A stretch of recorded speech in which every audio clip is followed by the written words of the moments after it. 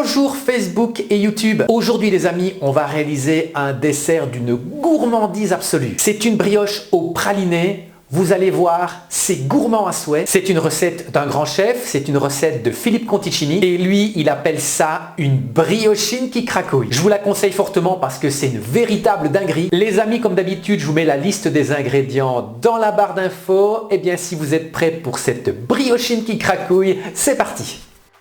Pour réaliser la brioche, on va d'abord commencer par préparer le pouliche. Pour ce faire, je vais délayer la moitié de la levure dans le lait.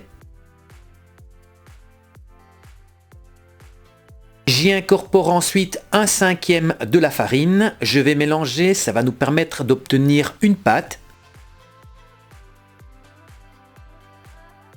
Et je laisse enfin pointer une bonne heure à température ambiante. Voilà, je place à présent le pouliche dans la cuve du robot. On va utiliser le crochet, c'est l'idéal. J'ajoute enfin le restant de levure fraîche. Je recouvre avec le reste de farine, la fleur de sel et le sucre.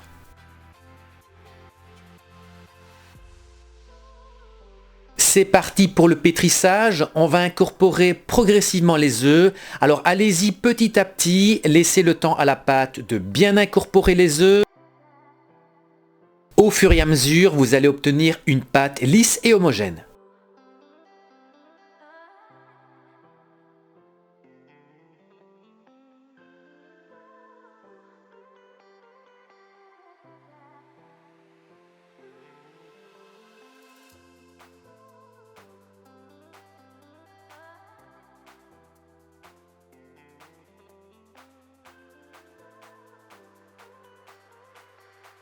J'incorpore donc maintenant le beurre mou, de nouveau petit à petit, laissez le temps à la pâte de bien incorporer le beurre, obtenir un appareil bien homogène et ensuite vous ajoutez une autre quantité de beurre.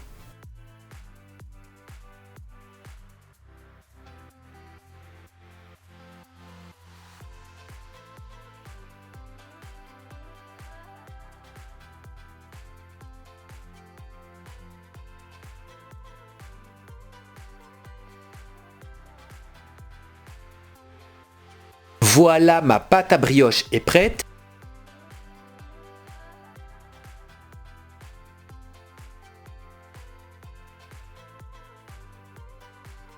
Je vais la laisser reposer 30 minutes à température ambiante.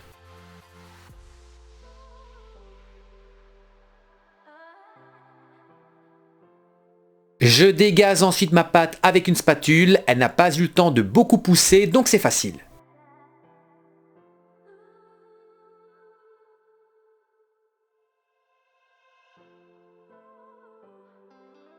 Cette pâte a besoin de repos, je vais donc la filmer au contact et la placer au réfrigérateur, idéalement toute une nuit.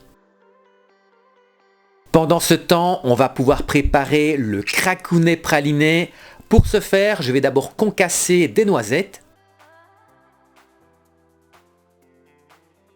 J'ai préparé en amont un praliné. Je vous mets, si vous le souhaitez, la recette de mon praliné noisette en description de vidéo. Je réunis le praliné et les noisettes concassées, j'y ajoute ensuite le beurre fondu et je mélange pour obtenir un appareil bien pâteux. Je vais ensuite étaler mon cracounet entre deux feuilles de papier cuisson sur environ 2-3 mm d'épaisseur.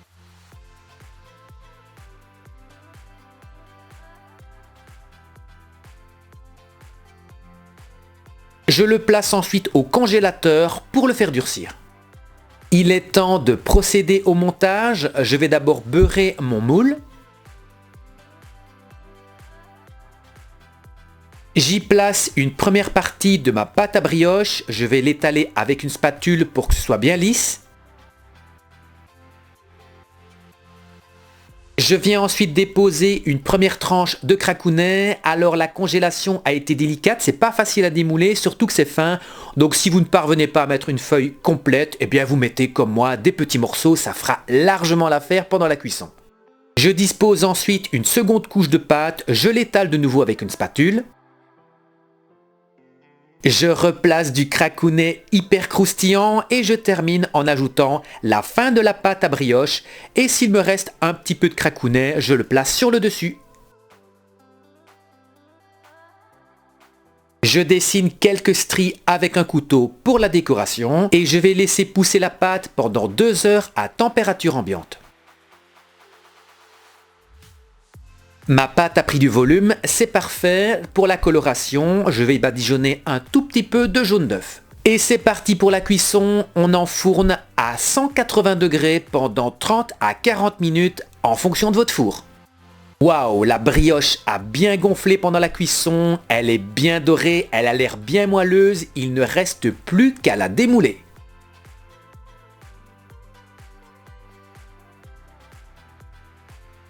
Regardez-moi ça, c'est juste magnifique, c'est hyper gourmand, il ne reste plus qu'à la découper.